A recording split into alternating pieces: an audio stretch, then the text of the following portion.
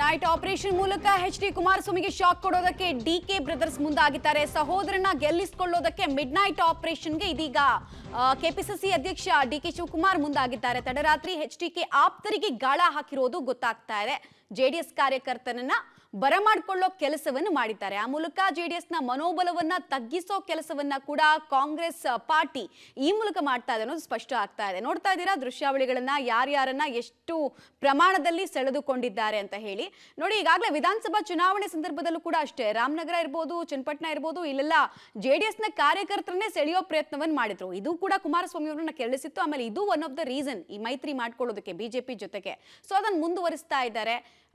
ಜೆಡಿಎಸ್ನ ಅಸ್ತಿತ್ವ ಎಲ್ಲೆಲ್ಲಿ ಇದೆಯೋ ಅಲ್ಲೆಲ್ಲ ಕುಂದಿಸೋ ಪ್ರಯತ್ನದ ಭಾಗವಾಗಿ ಹಾಗೂ ಚುನಾವಣೆಗೆ ಮುಂಚೆ ಮೈಂಡ್ ಗೇಮ್ ಮಾಡ್ತಾರಲ್ಲ, ಕ್ಯಾಲ್ಕುಲೇಟಿವ್ ರಿಸ್ಕ್ ತಗೊಂಡು ಮೈಂಡ್ ಗೇಮ್ ಮಾಡ್ತಾರಲ್ಲ, ಅದ್ರಲ್ಲಿ ನಾನು ಮುಂದೆ ಇದ್ದೀನಿ ಅನ್ನೋದನ್ನ ತೋರಿಸ್ತಾ ಇದ್ದಾರೆ.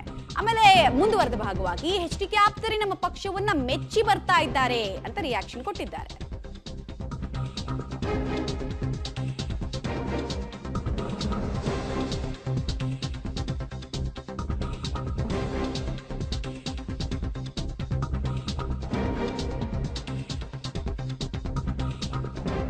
ಕೆಪಿಸಿಸಿ ಕಚೇರಿಯಲ್ಲಿ ಡಿಸಿಎಂ ಡಿಕೆ ಶಿವಕುಮಾರ್ ಅವರು ಸ್ಟೇಟ್ಮೆಂಟ್ ಅನ್ನು ಕೂಡ ಕೊಟ್ಟಿದ್ದಾರೆ.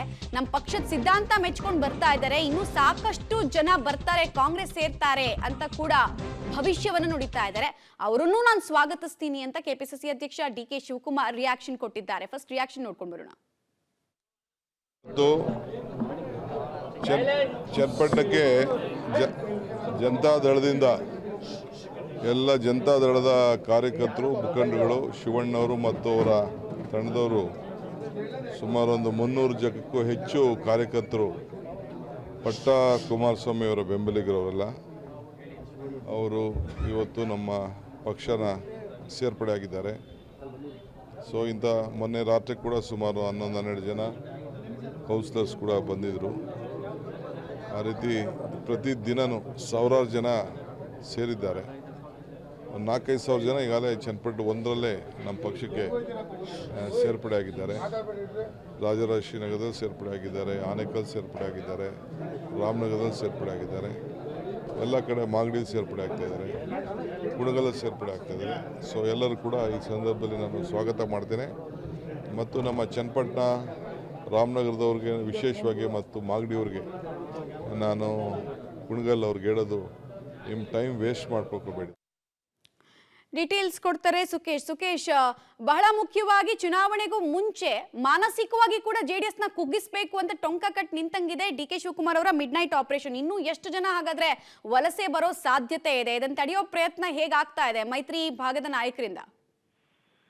ಖಂಡಿತ ಹೋಗ್ತಾ, ಯಾಕಂದ್ರೆ ಈ ಬಾರಿ ಜಿದ್ದಾಜಿದ್ದಿ ಇರುವಂತದ್ದು ಅಲ್ಲಿ ಕಾಂಗ್ರೆಸ್ ವರ್ಸಸ್ ಬಿಜೆಪಿ ಹಾಗೂ ಜೆಡಿಎಸ್. ಹಿಂದೆ ಅಲ್ಲಿ ನಡೀತಾ ಇದ್ದಂತೂ ಕಾಂಗ್ರೆಸ್ ದೊಡ್ಡ ಮಟ್ಟದಲ್ಲಿ ಇರಲಿಲ್ಲ ಚನ್ನಪಟ್ಟಣದಲ್ಲಿ.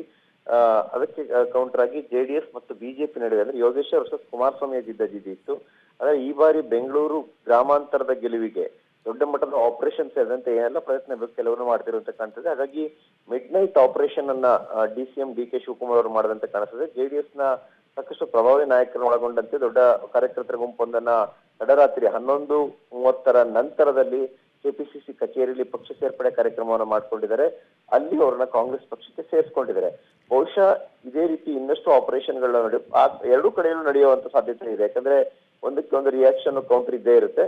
ಒಟ್ಟಾರೆ ಬೆಂಗಳೂರು ಗ್ರಾಮಾಂತರ ಲೋಕಸಭಾ ಕ್ಷೇತ್ರದ ಕಣ ರಂಗೇರಕ್ಕೆ ಶುರುವಾಗಿದೆ ಅನ್ನೋದು ಇದರಿಂದ ಗೊತ್ತಾಗ್ತಾ ಇರುವಂತದ್ದು ಕೂಡ ಮಮತಾ. ರೈಟ್, ಧನ್ಯವಾದ ಸುಕೇಶ್, ತಮ್ಮ ಮಾಹಿತಿಗಾಗಿ.